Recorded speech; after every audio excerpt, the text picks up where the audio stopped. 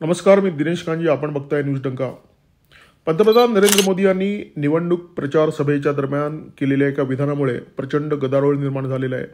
मोदी असं म्हणाले की काँग्रेस देशाची संपत्ती मुस्लिमांमध्ये जास्त मुलं असणाऱ्यांमध्ये वाटून टाकेल.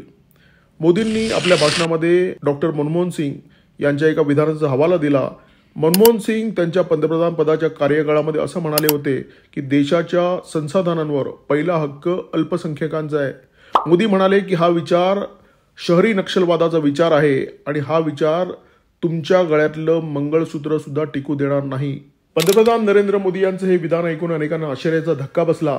कारण मोदींचं हे विधान त्यांनी गेल्या 10 वर्षामध्ये जी कार्यपद्धती स्वीकारली, जी नीती जाहीर केली, म्हणजे सबका साथ सबका विकास, त्या नीतीला अनुसरून नव्हतं. गेल्या 10 वर्षामध्ये मोदींनी जो काही विकास केला, ज्या काही विकास योजना राबवल्या, त्याचा फायदा देशातल्या बहुसंख्यकांच्या सोबत अल्पसंख्याकांना सुद्धा तेवढाच मिळाला. बहुसंख्यकांनी विकासाची जी फळं चाखली, तीच फळं अल्पसंख्याकांनी सुद्धा चाखली. मग उज्ज्वला योजना असो, घरोघरी वीज असो, पाणी असो, शौचालय असो, प्रत्येक गरीबाला घर असो, मुद्रा योजना असो किंवा अन्य योजना. मोदींनी आपल्या भाषणामध्ये डॉक्टर मनमोहन सिंग यांनी 2010 साली केलेल्या एका विधानाचा हवाला दिलेला असला तरी त्यांचं विधान म्हणजे काँग्रेस नेते राहुल गांधी यांच्या विधानावर दिलेली प्रतिक्रिया होती. राहुल गांधी यांनी एका सभेमध्ये असं विधान केलेलं आहे की आम्ही जर सत्तेवर आलो तर आम्ही देशाचा अशा प्रकारे एक्सरे करू की मायनॉरिटीच्या वाट्याला किती संपत्ती आली आहे याचे आकडे उघड होतील. त्याच्यानंतर प्रत्येकाकडे किती संपत्ती आहे, संस्थांकडे किती संपत्ती आहे याच्याबाबत आम्ही सर्वे करू आणि देशाच्या संपत्तीचं समान वाटप करू. देश का एक्सरे कर देंगे, दूध का दूध, पानी का पानी हो जाएगा. माइनॉरिटीज को पता लग जाएगा कि इस देश में उनकी भागीदारी कितनी है. इसके बाद हम फाइनेंशियल और इंस्टीट्यूशनल सर्वे करेंगे.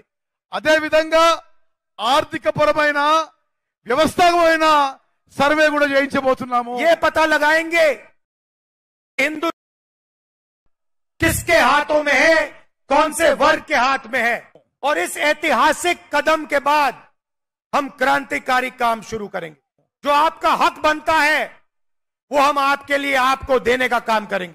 एका बाजूला काँग्रेस नेते उघड जातीगत जनगणनेचा मुद्दा वारंवार उपस्थित करून हिंदू समाजामध्ये फूट पाडण्याचा प्रयत्न करतायत, हिंदू समाजाला जातीमध्ये विभागण्याचा प्रयत्न करतायत आणि दुसऱ्या बाजूला मुस्लिमांचं तुष्टीकरण करून काँग्रेसने देशामध्ये ती परिस्थिती निर्माण केलेली आहे जी परिस्थिती फाळणीच्या काळात होती.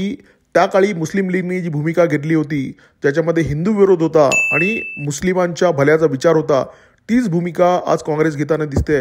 खरं तर निवडणुकांच्या प्रचार सभांमध्ये विकासाचे मुद्दे हवे, देश हिताचे मुद्दे हवे, देशाचं भलं कशा प्रकारे होऊ शकेल, देशाच्या विकासाचा रोडमॅप कशा प्रकारे असू शकेल याच्याबद्दल चर्चा व्हायला हवी. परंतु काँग्रेसने या निवडणुकीचा प्रचार पूर्णपणे जातीयवादाच्या दिशेने, धार्मिक तुष्टीकरणाच्या दिशेने नेला आहे, अल्पसंख्याकांच्या तुष्टीकरणाच्या दिशेने नेला आहे आणि त्याच्यामुळे नाईलाजाने देशाचे पंतप्रधान ज्यांनी गेल्या 10 वर्षामध्ये सबका साथ सबका विकास अशा प्रकारची भूमिका घेतली, त्यांनासुद्धा त्यांच्या विधानांचं प्रत्युत्तर देण्यासाठी, त्याच्यावर प्रतिक्रिया देण्यासाठी तशाच प्रकारची जहाल विधानं करावी लागत आहेत आणि हिंदूंना असं आश्वासन द्यावं लागतं आहे, असं आश्वस्त करावं लागतं आहे की कोणत्याही परिस्थितीमध्ये भाजपचं सरकार हिंदूंच्या विरोधात जाणारी कोणत्याही प्रकारची भूमिका घेणार नाही. राहुल गांधी यांच्या विधानाचा उघड अर्थ असा आहे की काँग्रेस जर सत्तेवर आली तर हिंदू व्यापाऱ्यांनी, उद्योजकांनी स्वकष्टाने अर्जित केलेली संपत्ती त्यांच्याकडून सरकार बळजबरीने हिसकावून घेणार आणि त्याचं वाटप अल्पसंख्याकांमध्ये करणार. राहुल गांधींची ही भाषा फाळणीच्या काळामध्ये मुस्लिम लीगने वापरलेल्या भाषेसारखीच आहे. काँग्रेसने तुष्टीकरणाचं टोक गाठलेलं आहे आणि वेळ प्रसंगी हिंदूंवर अन्याय करायला सुद्धा काँग्रेस तयार आहे. कारण काँग्रेसला आता खात्री पडलेली आहे की हिंदूंची मतं आता आपल्या झोळीत पडणार नाहीयेत.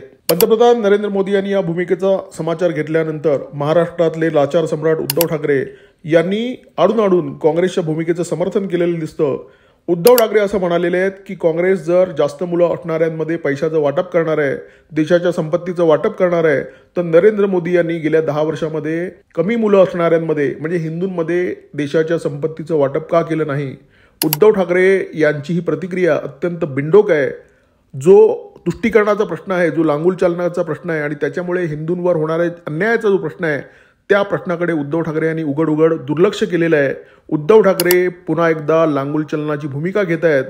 राहुल गांधी यांच्या भूमिकेला अनुसरून भूमिका घेत आहेत आणि ही भूमिका देशाच्या मुळावर येण्याची शक्यता आहे. काँग्रेसने त्यांच्या न्यायपत्रामध्ये ज्या ज्या भूमिका घेतल्या आहेत, जी धोरणं जाहीर केलेली आहेत, जी आश्वासनं दिलेली आहेत, त्याची अंमलबजावणी जर काँग्रेसचं सरकार आलं तर निश्चितपणे होणार, याच्यामध्ये कोणतीही शंका बाळगण्याचं कारण नाहीये. काँग्रेसने CAA कायदा आम्ही रद्द करू अशा प्रकारची घोषणा केलेली आहे. CAA कायदा जो फाळणीनंतर ज्या हिंदूंवर, जैनांवर, शिखांवर, बौद्धांवर अत्याचार झाले, पाकिस्तानमध्ये, अफगाणिस्तानमध्ये ज्यांचा छळ होतोय, अशा लोकांना न्याय देण्यासाठी केंद्र सरकारने CAA कायदा आणला. परंतु काँग्रेसने हा कायदा रद्द करणार अशा प्रकारची घोषणा केलेली आहे. वास्तविक ज्याचं काही कारण नव्हतं. हे दुसरं तिसरं काय नसून मुस्लिम तुष्टीकरण आहे आणि हिंदूंचा विरोध आहे. कर्नाटकमध्ये काँग्रेसचं सरकार आहे. कर्नाटकमध्ये हनुमान चालीसा वाजवल्याबद्दल एका दुकानदारावर गुन्हा दाखल करण्यात आला होता. ही तक्रार तिकडच्या अल्पसंख्याक लोकांनी केली होती. पोलिसांनी तात्काळ त्या तक्रारीची दखल घेतली आणि त्या दुकानदारावर गुन्हा नोंदवला. आज हनुमान जयंती आहे, त्याच्यामुळे या घटनेचं स्मरण प्रत्येक हिंदूने करण्याची गरज आहे की जर देशामध्ये काँग्रेसी विचारांचं सरकार आलं तर हिंदूंना त्यांच्या श्रद्धांचा जपजाप्य करायला सुद्धा काँग्रेस सरकारचा विरोध असेल आणि हिंदूंनी जर आपल्या श्रद्धा पाळल्या तर त्यांच्यावर कारवाई होईल, हे संकेत काँग्रेसने आधीच दिलेले आहेत.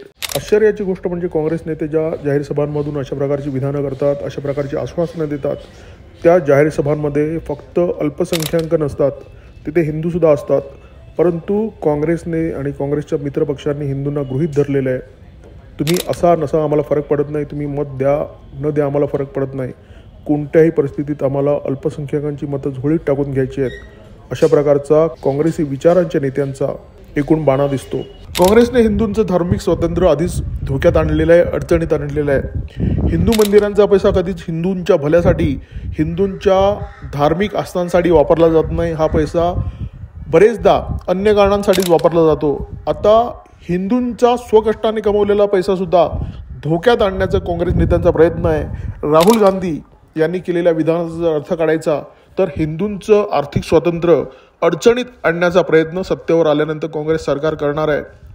हिंदूंनी पैसा कमवायचा आणि सरकारची जेव्हा इच्छा असेल, सरकारची जेव्हा नजर वळेल, तेव्हा हा पैसा काँग्रेस सरकार काढून घेणार आणि इतर समाजांच्या भल्यासाठी वापरणार, असाच या विधानाचा अर्थ आहे. याचा अर्थ हिंदू समाजाला दुभती गाय बनवून त्या दुधाचा वापर हिंदूंच्या वासरासाठी न करता इतरांच्या भल्यासाठी करण्याचा काँग्रेस पुरेपूर प्रयत्न करणार आहे आणि असा इरादा काँग्रेस नेते राहुल गांधी यांनी स्पष्टपणे बोलून सुद्धा दाखवलेला आहे. पंडित नेहरूंना पंतप्रधान बनायची घाई होती म्हणून त्यांनी घाईघाईमध्ये देशाची फाळणी मंजूर केली, देशाचे 2 तुकडे केले आणि ते पंतप्रधान पदावर विराजमान झाले. आता राहुल गांधींना सुद्धा पुन्हा एकदा सत्तेवर यायची घाई झालेली आहे. गेली 10 वर्ष ते सत्तेपासून दूर आहेत, कारण त्यांना जनतेने सत्तेपासून दूर ठेवलेलं आहे. आता मुस्लिम तुष्टीकरणाच्या मार्गाने पुन्हा एकदा सत्तेवर येण्याचा प्रयत्न काँग्रेस पक्ष आणि त्यांचे सहकारी असलेले पक्ष करत आहेत आणि त्याच्याआधी त्यांनी देशाला धार्मिक आधारावर वाटण्याचं कारस्थान सुरू केलेलं आहे. राहुल गांधी पुन्हा एकदा तोच खतरनाक डाव खेळत आहेत आणि हा डाव हिंदू समाजाने पूर्ण ताकदीने उधळून लावण्याची गरज आहे. अन्यथा देशाच्या वाट्याला दुसरी फाळणी येणार, ही काळ्या दगडावरची रेग आहे. न्यूज डंकाच्या व्हिडिओमध्ये तुर्तास इथेच थांबतो. व्हिडिओ जर आवडला असेल तर लाईक करा, शेअर करा आणि अशाच प्रकारचे माहितीपूर्ण व्हिडिओ पाहण्यासाठी सबस्क्राईब करा आमचं यूट्यूब चॅनल. नमस्कार आणि धन्यवाद. आमचा व्हिडिओ जास्तीत जास्त लाईक करा, शेअर करा आणि आमचं यूट्यूब चॅनल सबस्क्राईब करा. धन्यवाद.